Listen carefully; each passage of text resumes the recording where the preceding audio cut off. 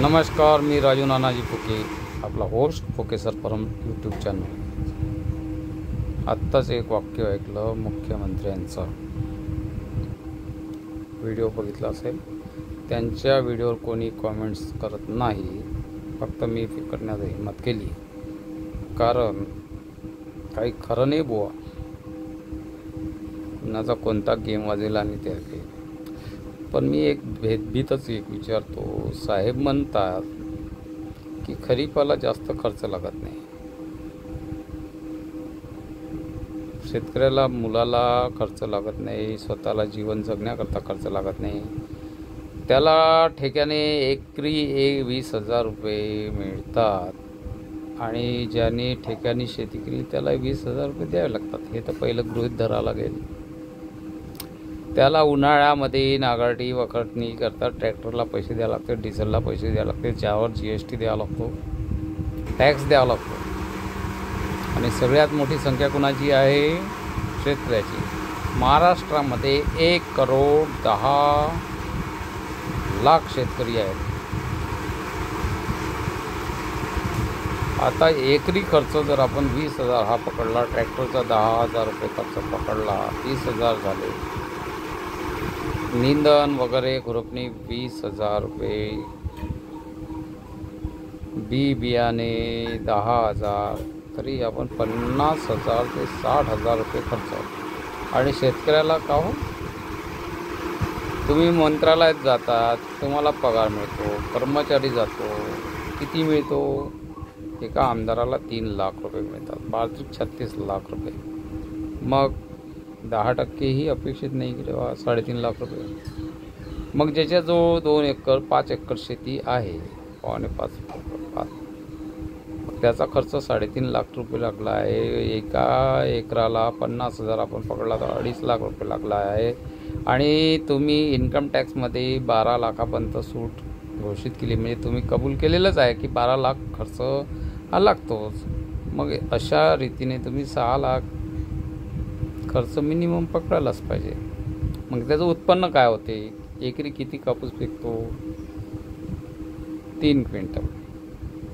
भाव काय आहे? 7,000 रुपये. 7 × 21,000. मग त्याचा खर्च निघतो काय? मग 5 वर्षापासून कर्जमाफीची घोषणा झाली, GR निघाली, महात्मा फुले कर्जमाफी योजना निघाली. त्यानंतर औरंगाबाद हायकोर्टाने निकाल दिला की 9 जुलै 2020 शेतकऱ्यांची कर्जमाफी करा, म्हणजे शेतकऱ्यांना पुन्हा कर्ज द्या. तो त्याचा हक्क आहे. त्यावर कोणतेही व्याज घेऊ नका. मी स्पष्ट बोलतो. 2 महिला शेतकरी HDFC बँक वरून ब्रँचने आणि दिले आहे. त्यांनी काटोल नागपूर जिल्ह्यामध्ये शेती आहे. त्यांचं शेतीवरचं दोघा मिळूनचं खर्च एका खात्यामध्ये 2.5 लाख होते आणि एका महिलाच्या खात्यावर 1 लाख होते. मग ते कर्जमाफीस पात्र नव्हते काय? त्यांना पीक विमा होता, त्यावर त्यांना पैसे भरण्यास लावले, म्हणजे त्यांच्या हातात तर आले नाही. म्हणजे जवळपास 50,000 40-50,000 त्यांना म्हटले. मग 2 लाखाच्या आतमध्ये होतं. मग त्यांना 2 महिला शेतकऱ्यांना 4 लाख म्हणजे विभागून 2 लाखाच्या आतमध्ये त्यांना कर्जमाफीस पात्र होते नव्हते का? मग जसा या कर्जमाफीचा आणि त्यांनी 5,000 कोटी औरंगाबाद बेंचनी, म्हणजे बॉम्बे हायकोर्ट औरंगाबाद बेंचनी तिथल्या जी अर्बन बँक आहे तिथला 5 कोटी वापस करायला लागले. तसंच या बँकेंनी ठरवलं की कर्जमाफीस पात्र नाही. मग त्यांनी ठरवलं की तुम्ही कर्जमाफीस पात्र नाही. शासनाची GR अनुसार आम्ही वेबसाईट टाकले. मग मला सांगा की तुम्ही 12 ज्यावेळेस लिस्ट बनवल्या त्यावेळेस त्यांना कर्जमाफी दिली, मग ही बाकीची शेतकऱ्यांना का तुम्ही सोडलं? त्यावेळेस कोरोना होता, मग शेतकरी जाणार होता का? बँकेची जबाबदारी होती. मग हे जे निकष होते महात्मा फुले कर्जमाफी, हे तुम्ही पाळले नाही. म्हणजे याचा अर्थ काय? सरकारने पाळले नाही. मग सरकारने जी बोलले त्याप्रमाणे फसवणूक झाली. मग तुम्ही मागच्या सरकारवर गुन्हे दाखल केले का? GR अनुसार दिले का? बँकेवर टाकले का? मग त्यांनी तसे लेटर दिले, सहकार विभागाकडे लेटर गेल्यानंतर त्यांनी 2-2 वर्ष उत्तर न दिले आणि नंतर शेवटी तसे पत्र देतात असताना मग बँकेवर तुम्ही काय कारवाई केली? त्यांचे लायसन्स जप्त झाले का? औरंगाबाद हायकोर्टाच्या निकालानुसार शेतकऱ्यांचा हक्क आहे, त्यांना पुन्हा कर्ज मिळाले पाहिजे. मग शेतकऱ्याची स्थिती काय झाली? शेतकऱ्यांनी जे त्याच वेळेस त्यांचं सोनं पण गहाण ठेवलेलं होतं. 2 महिलांमध्ये 2 पिढ्या झाल्या त्यांचे सोनं. ते दरवर्षी जे बँकेला 10-12% देत होते, मग ती भरू शकत नव्हते. मग त्यांना काही वेगळं उत्पन्न भेटत होतं. 2015चा दुष्काळ माहीत आहे, त्यानंतर आहे. त्यानंतर ही जी कर्ज त्यावेळेस घेतलेलं होतं, मग तुम्ही 2025 तर आता 5 किती 10 वर्ष होत आहेत? 10 वर्ष. 10 वर्ष त्यापासून शेतकऱ्याला पैसा भेटला का? म्हणजे तो बँकिंग प्रणालीपासून 10 वर्ष बाहेर गेला. त्याच्यानंतर त्याचा पर्याय त्याचे सोनंही बँकेमध्ये राहिलं, म्हणजे त्याला सोनं विकावं लागलं. कारण किती वर्ष तो एक तर सोन्याचं 50%च मिळतात, मग बाकीचे नाही. मग त्याला जर गरज पैशाची लागेल तर तो काय करेल? बँकेचं व्याजच्या पायी आणि थोडेसे पैसे वाचतील तर ते आपल्या कामी येतील. ही फॅक्ट आहे. अर्थशास्त्र कोणी असेल तर त्याने. आणि कारण काय? तुम्ही तुरीची डाळ आयात केली होती. माननीय मुख्यमंत्री साहेब फडणवीस साहेब, तुम्ही त्यावेळेस होते, त्यावेळेस केंद्राचा आहे, त्यावेळेस 120 रुपये म्हणजे 220 रुपये डाळ गेली. त्यानंतर तुम्ही कमी करण्यासाठी तुम्ही आयात केली. त्यानंतर तुरीचे भाव 140 रुपये होते, त्या जागी 40 रुपये किलोने अक्षरशः तूर विकायला लागली. म्हणजे शेतीचा घाटा शेतकऱ्यांना झाला. एका किलो मागे 100 रुपये. जर एका शेतकऱ्याने 25 किलो तूर उत्पन्न केली म्हणजे 2.5 लाख, आणि दरवर्षी 2 लाख असं जर नुकसान पकडलं तर 14 लाख रुपये 7 वर्षात होतात. मग एका शेतकऱ्या 14 लाख, 2 शेतकऱ्या मिळून किती झाले? 28 लाख. तुम्ही कर्जमाफी किती गोष्टीत करताय? 2 लाखाची. मग या रीतीने त्याला कर्जमाफी मिळते. त्यानंतर तो शेतकरी काय करेल? शेती पेरायची आहे, त्याच्यावर त्याचं कुटुंब अवलंबून आहे. 4 माणसं कामं करतात, कारण सगळेच कामं स्वतः करणार नाही तर दुसऱ्याला काम द्यावं लागते, रोजगार देते. म्हणजे एक प्रकारची रोजगार आम्ही कोण राबवतो? शेतकरी राबवतो. आणि महात्मा फुले कर्जमाफी किंवा मनरेगा जी योजना आहे त्यामध्ये तुम्ही पैसे कोणाला देता? शेतकऱ्याला देता का? त्याच्या घरचे 2 व्यक्ती काम करतात, त्याचा पैसा कोणाला द्यायला पाहिजे? तुम्ही शेतकऱ्याला द्यायला. तुम्ही योजना केली आहे, तुम्ही विहिरी दिल्याने किती झाले? 2015 तेव्हा विहिरी दिल्याने विहिरीच्या 19 एरला धोटे येथील शेतीचा एरला कॅन्सल केलेला आहे. काही लोकांना दिल्या, तुमच्या GR अनुसार द्या. तुमच्या सचिवाला कोटा पूर्ण केलेलं लेटर दाखवण्यात आलेलं आहे. सगळ्या गोष्टीचा हिशोब आहे, आपण प्रत्यक्ष बघा. त्यानंतर तुम्ही भाव दिला नाही, मग त्याला शेतकऱ्याला 5% व्याजाने बचत गटाचे किंवा जे राहतात गावात राहतात सावकार जे आता म्हणता येणार नाही, कारण तो पैसेच नाही देणार. तुमची बँकिंग प्रणालीतून आहे, सोनं गेलं, त्यानंतर कोणता उपाय आहे? 5% व्याजाने पहिली काढतो, नंतर काढायला लागतात, कारण पूर्ण भागत नाही ना. मग त्याचं व्याज किती होते? 1 लाखावर 60,000 रुपये व्याज होते, म्हणजे 1.5 दुपटी नव्हते. मग व्याजावर व्याज लागते. असे 7, 2, 15 म्हणजे आज 10 वर्ष होत आहे. तुम्ही व्याज कॅल्क्युलेट करा. तुम्ही भावात कमी ठेवलं, त्याच्यामुळे तो परतफेड कसा करू शकेल? आलेलं पीक तर त्याला द्यावंच लागेल, त्याचं मजुरी द्या राहते. त्याचं किती आहे? मजुरी इतका खर्च केला तर काय आहे? तर माझा स्वतःचा एक अंदाज सांगतो की 2 लाखाच्या 3 वर्ष अगोदर युनियन बँकेचे शेअर 35 रुपये होते. जी मी सुचवले किंवा कोणी घेतले किंवा मी जर घेतले तर 2 लाखाचे चौपट 140 रुपये वाजवले तर 1,40,000 ते 8 लाख झाले असते. वावराचं शेताचा ठेका जर आपण कमीत कमी 10,000 पकडला, 5 एकरामध्ये 50,000, म्हणजे तुम्ही सांगा की 10 लाख काही काबाड कष्ट न करता त्याच्याजवळ राहिले असते. ते गेले किती? पहिल्या वर्षी कापसाचा भाव 7,000 रुपये दिला 3 वर्ष अगोदर, म्हणजे 2 लाखाचे 2 लाख झाले तर ते भांडवल. दुसऱ्या वर्षी तूर पेरली तर 1.5 लाख झाले. 5.5 एकराची गोष्ट करताय किंवा त्यात 4 एकराची गोष्ट करताय. या वर्षी मागच्या म्हणजे आता 24-25ची गोष्ट करताय, तूर विकली तर 85,000 झाले. तर त्याचा जर खर्च काढला तर हाताचे शून्य आले, म्हणजे 2 लाखाचे शून्य झाले. त्याचं व्याज हे ते सगळं जर वेगळं राहिलं, घराचा खर्च वेगळा राहिला, हे डोळ्यांनी दिसत नाही का? तुम्हाला मतदाराकडून स्वस्त पाहिजे. अरे तुमचा जसा पगार वाढवता तर 8वं वेतन आयोग होते त्याप्रमाणे तुमचं वाढलं का?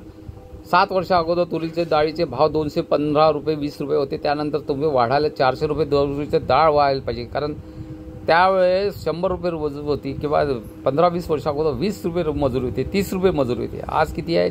400-500 रुपये मजूर नाही भेटत. त्या प्रमाणात शेतीचा उत्पन्न निघतो का? तेव्हा त्या शेतीमालाचे भाव वाढले काय? विचार करण्याजोगती गोष्ट आहे. मग तुम्ही त्यांना स्वस्त द्या. मी स्वतः पाहिलेलं आहे. 20 वर्ष अगोदर 35 रुपये सोयाबीन तेलाचे भाव होते, 35 रुपये मजुरी होती. त्यानंतर भाव वाढले, मजुरी वाढत गेली, सोयाबीनही वाढली नाही आणि 12,000 गेली सोयाबीन पुन्हा आली. काय या वर्षीची काय झाली? सोयाबीन गेली पूर्ण. असे सोयाबीन तर 4-5 वर्ष वेळा गेले. त्यावर लावलेला खर्च, त्याचं जिरलेलं मुद्दल, 2 क्विंटल डाळ हे निघा आणि 2,000 रुपये किलोनी विकायला लागले. खर्च निघाला का? कुठे तर सोंगून नाही बघायला लागले. आणि एका कंपनीला तुम्ही 11,000 देतात पीक विमा, 1 रुपया शेतकऱ्याकडून. शेतकऱ्याला काय मिळालं? कोणी काढलं नसेल, 1 रुपया देऊ शकला नसेल, त्याचा आधार लिंक नसल्यामुळे नाही काढू शकला असेल. शेतकऱ्याला मिळालं का? केव्हा मिळते पैसे? याचा विचार केला का? आपण ज्यावेळी बोलतो की खरीपाला पैसा लागत नाही, अरे त्याचं पोट आहे, हे आहे, बोलून वापरावे. नुसते शब्द बळबळ करण्यात अर्थ नाही आहे. जर नाही समजलं तर चुपचाप राहावे. आपण केव्हापासून बोललो होतो? आपल्या हातात सत्ता केव्हापासून आली? मागच्या सरकारनं GR दिलेला होता, त्यानुसार पहिलं कर्तव्य कोणाचं होतं? तुमचं होतं. त्यानंतर किती रुपये तुम्ही सिमेंट रस्त्यासाठी निवडणुकीपूर्वी पाठवले? सगळ्यांचे सिमेंट रस्ते चकाचक केले. म्हणजे कोणाजवळ पैसा गेला? म्हणजे तो ठेकेदाराच्या मार्फत कोणाजवळ गेला? म्हणजे कशी सत्ता होते? त्यावेळेस तुम्हाला शेतकऱ्याला सुचलं नाही का की आपल्याला कर्जमाफी करण्याचा? आपल्याला 5 वर्ष अगोदर नाकारलं. त्यानंतर निवडणुकीपूर्वी माननीय नड्डाजींचे जे फोन आले, काटोलची सीट्स काढणे किंवा त्यानंतरचा मी जो मुद्दा म्हटला की कर्जमाफी शेतकऱ्यांची पहिले करा, मग निवडून येण्याची विचार करा.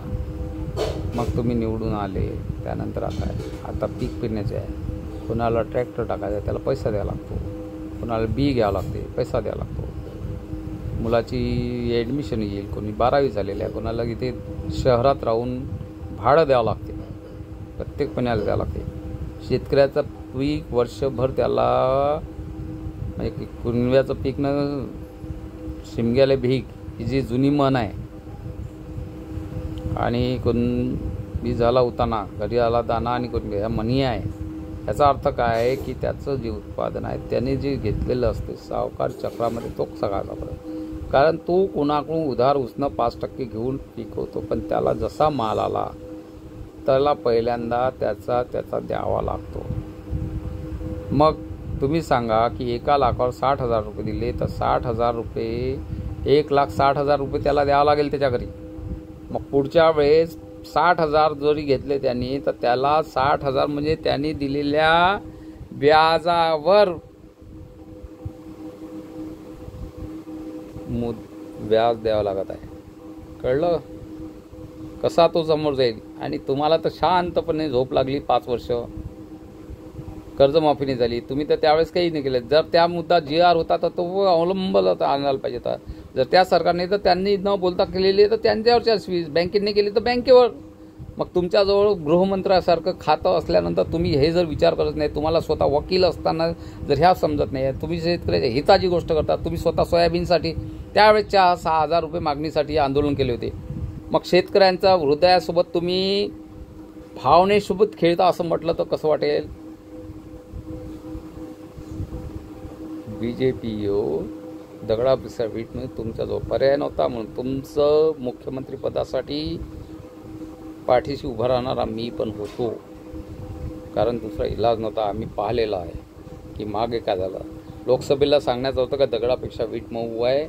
इथे कुठे कुणाला असेल तर दुसऱ्या घटनेला दिल्यापेक्षा यांना द्या. शेतकऱ्यांना सांगणारा मी होतो. तुमच्या सीट्स त्याने निघत काटोलची सीट्स राहो की गावागावातली जी आहे, जे स्वतः उभा राहिलो असेल तर इनडायरेक्ट. आणि जर वरुडमध्ये जर कोणी असेल तर ते 52% विरोध आहे. तो सगळा एकत्र झाला तर वरुडची BJPची सीट्स पण ती कुणालाही मिळो. मग आम्हाला तुमच्या पाठीशी राहायचं आहे का विरुद्ध राहायचं तुम्ही ठरवा. आमचा परम किसान नागरिक एकता मंच उभा केलेला आहे. अखिल भारतीय हिंद क्रांती पार्टीचा महाराष्ट्र संघटक मंत्री, परम कन्सल्टन्सी सर्व्हिसेस सल्लागार म्हणून मी राजू नानाजी फुके एवढे 2 शब्द बोलतो. आणि शेतकरी म्हणून मी एक सामान्य शेतकरी आहे. कारण याच्यातून मला काही बाकीच्या ठिकाणी उत्पन्न मिळत नाही. माझं कोणतंही लाभच क्षेत्र नाही आहे. एक तळमळी, एक अंतिम नागरिक म्हणून मी जगतो आहे. एक शेतकरी म्हणून जगतो आहे आणि स्पष्ट भाषेत बोलतो आहे. सूड उगवण्याचा प्रयत्न केला तर सूड स्वतःवर उगवला जाईल. कारण जो कोणी गाव जाळण्याचा प्रयत्न करतो तर गाव पहिलं त्याच्या घरापर्यंत पण आग पोचते. आणि जर कोणी आग लावण्याचा प्रयत्न करतो तर त्याचं घर विझून येत नाही. स्वतःची जागा कोणाच्या भरोशावर आहे एवढं प्रत्येकाने माणसानं लक्षात ठेवावं. चांगलं काम कराल तर आम्ही तुमच्या पाठीशी. जर आमच्या शेपटीवर पाय पडला तर परिणामाची तयारी ठेवावी. धन्यवाद. जय हिंद.